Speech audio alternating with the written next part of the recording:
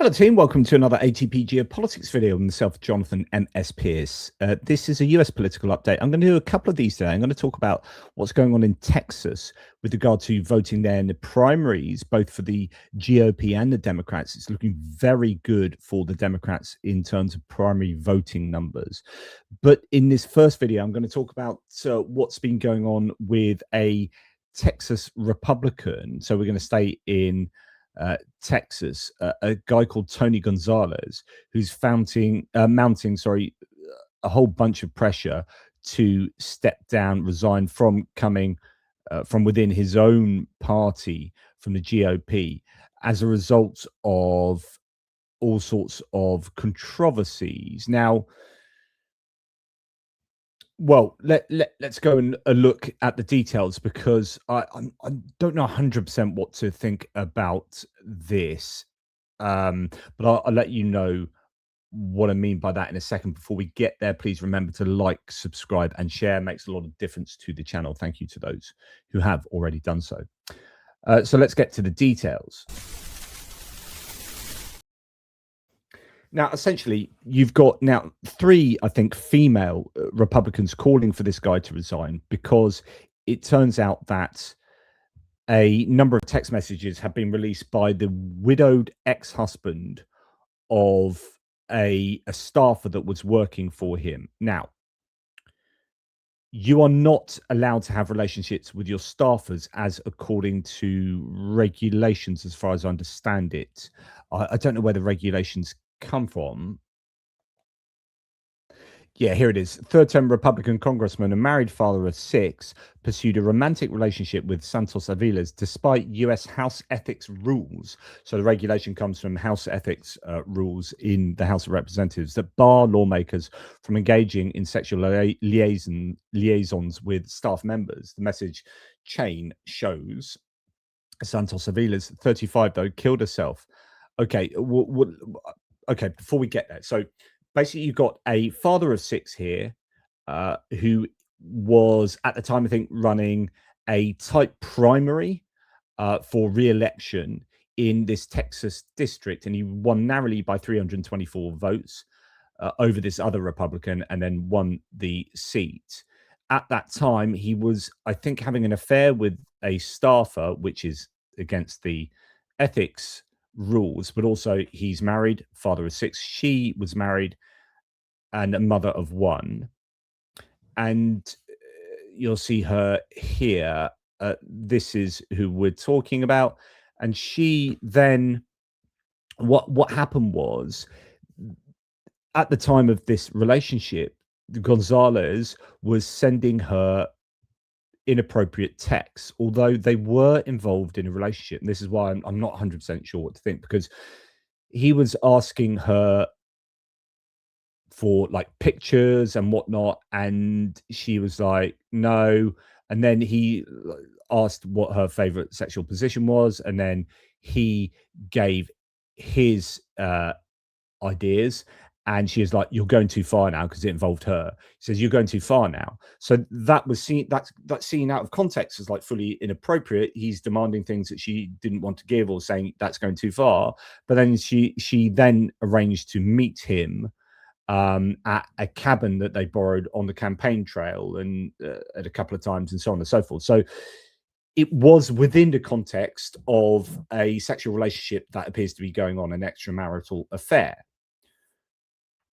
Then what happened is the husband found out about this, then sent out a text message to a group of the staffers and him, saying, I found out about this, is blah, blah, blah, and then outed them.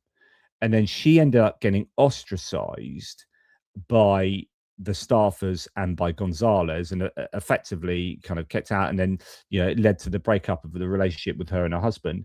And she then committed suicide by covering herself in gasoline and setting herself on fire. I mean, goodness, how horrific. She must have been going through a horrible time to choose to do something quite as horrific as that. And now these text messages have come out. They are showing Gonzales in a very bad light, because he was sexually pressuring her. That eventually led to this being discovered by the husband, and then this chain of events led to her committing suicide. but you've got 3 Republican women. Antonina Paula Luna, I mean, goodness me, no time for her.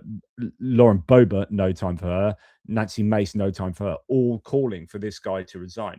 Why this is particularly significant is because in the House at the moment, you've got a very, very slim majority. So there are 435 seats in the House, but there are 3 or 4 vacancies from people who've died or retired or whatever, resigned. That means you've got 219 seats to the Republicans and 213 for the Democrats. And if he was to resign now and there was a special election, I don't know whether you'd have a special election before November, though. It means that the majority goes down to 218 to 213. So it's at the moment, 6-seat majority. It would go to a 5-seat majority. But bear in mind that a number of Republicans keep changing, going across the aisle to vote against many things, whether it be Thomas Massey and Lauren Boebert and whatnot, in terms of things to do with the Epstein files or other people in different contexts. It is a slim majority. And if that then went to the Democrats, it would be 218 to 214. It's really important, therefore, that party discipline, as it says here, is critical, because they need to whip their party, the Republicans, to be voting 100% with Trump or with the GOP, with what Speaker Mike Johnson says. Now, Mike Johnson has come out and defended Gonzales, right? Breaking in a stunning moment, Speaker Mike Johnson just defended Republican Tony Gonzales, who is engaged in an enormous scandal surrounding a sexual affair with a staffer who ultimately killed themselves. Johnson is doing this to protect his own majority. This is disgusting. I mean, as disgusting as you might find it, this is pure politics, right? So here, in fact, if I now play this with sound, hopefully you'll get a sense of what is going on. Why should Tony Gonzales resign, given these very serious accusations? There are serious accusations, and it must be taken seriously. And I've told him he's got to address that with his constituents, and he's in the process of doing that. Is my understanding. There's an investigation in the state of Texas on these matters and has been going for some time. And the Office of Congressional Conduct has also, it's been reported. They've been looking at it. And all of that was news to me. But I think, as in every case like this, you have to allow the investigations to play out and all the facts to come out. I've been intellectually consistent about this. Whether you're talking about Republicans or Democrats, you have to let the system play out.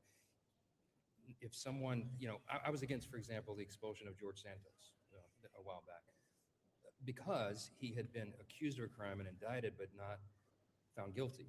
If the accusation of something is going to be the litmus test for someone being able to continue to serve in the House, you'll have a lot of people would have to resign or be removed or expelled from Congress. So I think you got to allow this to play out. I think it is very serious. The allegations are clearly very serious, and Tony Gonzales will address it. I think he will. Does he deserve to win re-election? Does he deserve to win re-election? See you later, guys. And in all honesty, that's quite fair. I mean, the problem is when you're trying to work out who is actually carrying out these investigations and whether they are waiting for an investigation from the Texas GOP, right? And in that case, they're just going to drag their feet.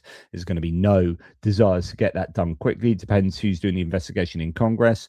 But those text messages are out there. They are verified. That it is, he has sent those. And he clearly had an affair with his staffer, which is against the ethics rules. And so, you do wonder what should be happening here. I mean, Nancy Mace, for example, says, "These text messages are disgusting and inexcusable." She's a Republican. "A member of Congress harassing his own staffer in the middle of the night, asking for explicit photos, pressing her on sexual positions. Regina Santos Aviles told him he was going too far. He did not care. He kept going. She is gone now. Her son is growing up without his mother, and Tony Gonzales is campaigning like nothing happened. We have zero tolerance for those who abuse their power over others. Zero. It does not matter matter what party you are in, what title you hold, or how powerful you think you are, you do not get a free pass. Tony Gonzales should resign immediately and be held fully accountable for what he's done. She and her family deserve better, and Texans deserve a congressman who does not prey on women. Now, I also think that that's a fair assessment too.